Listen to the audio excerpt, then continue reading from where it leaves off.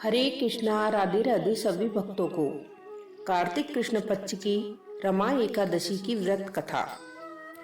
युधिष्ठिर कहने लगे, हे भगवान, अब आप मुझसे कार्तिक कृष्ण एकादशी का नाम और इसकी विधि तथा इसको करने से क्या फल मिलता है सो विस्तार पूर्वक कहिए।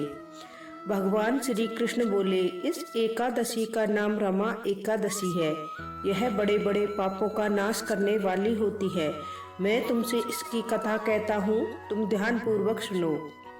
कथा इस प्रकार है। हे राजन, प्राचीन काल में मुचुकुंद नाम का एक राजा था। उसकी इंद्र, यम, कुबेर, वरुण तथा विभीषण के साथ भी मित्रता थी।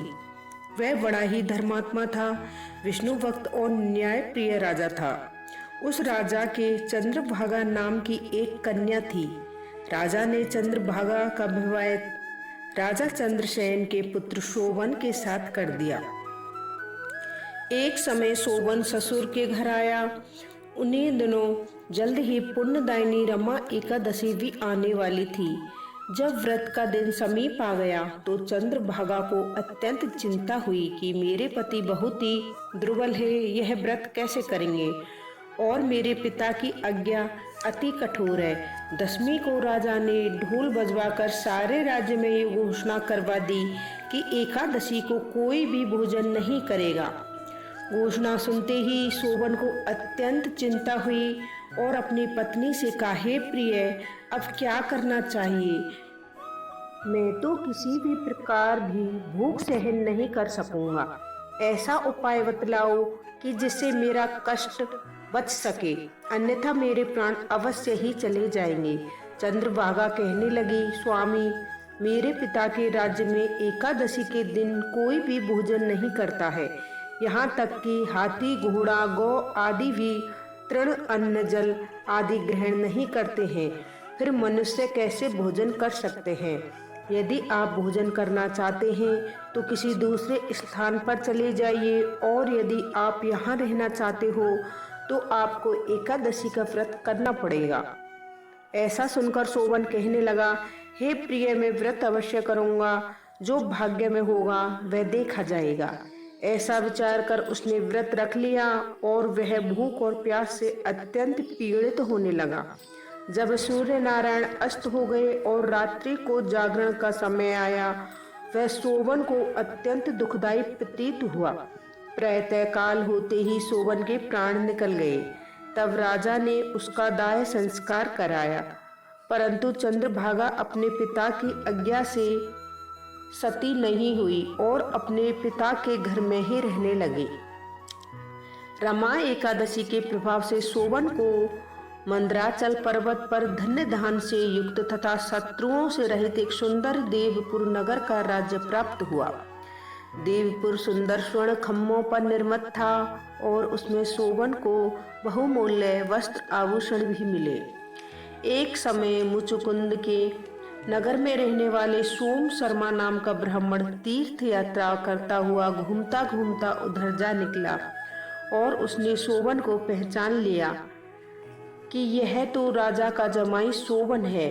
शोभन भी उसको पहचान कर अपने आसन से उठकर उसके पास आया और प्राण मादी करके कुशल पूछी। ब्राह्मण ने कहा, राजा, मुचुकुंद और आपकी पत्नी चंद्रभागा आपके वियोग में बहुत दुखी हैं।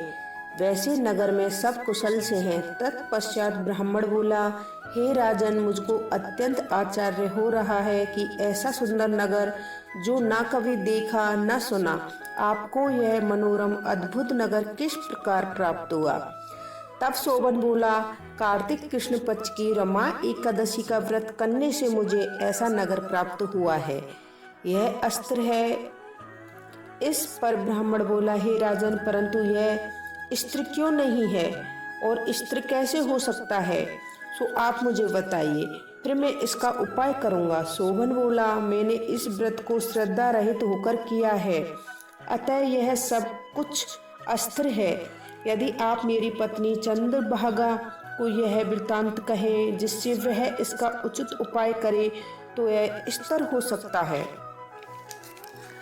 ऐसा सुनकर ब्राह्मण ने अपने नगर में लौटकर चंद्रभागा से सब वृतांत कहा। ब्राह्मण के वचन सुनकर चंद्रभागा बड़ी ही प्रसन्नता के साथ बोली, हे ब्राह्मण देवता, यह सब बातें आपने प्रत्यक्ष में देखी या स्वप्न की बात कर रहे हैं? ब्राह्मण कहने लगा, हे पुत्री, मैंने मंदराचल में तुम्हारे पति सोवन को प्रत्यक्ष देखा है। साथ ही देवताओं के नगर के समान उनका नगर भी देखा है। उन्होंने यह भी कहा है, यह स्थिर नहीं है। जिस प्रकार स्थिर हो सके उसका उपाय करना चाहिए। चंद्रभागा कहने लगी, हे विप्र, तुम मुझे वहां पर ले चलो।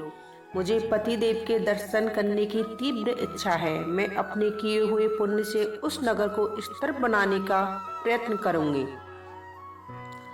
सोम शर्मा यह बात सुनकर चंद्रभागा को साथ लेकर मंदराचल पर्वत के समीप वामदेव ऋषि के आश्रम में गया। वामदेव ऋषि ने उनकी बात सुनकर वेद मंत्रों के उच्चारण से चंद्रभागा का अभिषेक किया। तब ऋषि के मंत्र के प्रभाव और एकादशी के व्रत से चंद्रभागा का शरीर दिव्य रूप हो गया और वह दिव्य गति को प्राप्त हुई। इसके बाद वह बड़ी ही प्रसन्नता के साथ अपने पति के समीप गई। अपनी प्रिय पत्नी को आते देखकर सोवन अत्यंत ही प्रसन्न हुआ और उसको बुलाकर अपनी बाईं तरफ बिठाया। चंद्रभागा कहने लगी, हे प्राणनाथ, आप मेरे पुण्य को ग्रहण कीजिए। अपने पिता के घर जब मैं 8 वर्ष की थी, जब से विधि पूर्वक एकादशी के व्रत को श्रद्धा पूर्वक करती आ रही हूँ। मेरे इस पुण्य के प्रभाव से आपका यह नगर प्रलय के अंत तक स्थिर हो जाएगा तथा समस्त मनोवांछित वैभव से पूर्ण रहेगा। चंद्रभागा ने उसी क्षण भगवान विष्णु का ध्यान किया और प्रार्थना की, मेरे एकादशी के समस्त पुण्य मेरे पति के मनोरथ को पूर्ण करने हेतु स्वीकार करें। तभी प्रसिद्ध देवपुर नगर स्थिर हो गया। तब चंद्रभागा दिव्य रूप धारण कर तथा दिव्य आभूषण और वस्त्रों से सुशुद्ध होकर अपने पति के साथ रहने लगी। भगवान कृष्ण बोले, हे राजन, यह मैंने रमा एकादशी का महत्व कहा है। यह एकादशी चिंतामणि एवं कामधेनु के समान है, सब मनोरथों को पूर्ण करने वाली है। जो मनुष्य इस व्रत को करते हैं उनको ब्रह्म हत्या आदि समस्त पाप नष्ट हो जाते हैं। कृष्ण पक्ष और शुक्ल पक्ष दोनों की एकादशी समान है। इनमें कोई भी भेदभाव नहीं करना चाहिए। जो दोनों को पढ़ते हैं अथवा सुनते हैं वे समस्त पापों से छूटकर विष्णु लोक को प्राप्त होते हैं। फलहार, इसमें केला का सागर लें। केला व उससे बने पदार्थ ले सकते हैं। फल और मेवा का सेवन भी करना चाहिए और दूध से बनी कोई भी चीज आप ग्रहण कर सकते हैं। राधे राधे।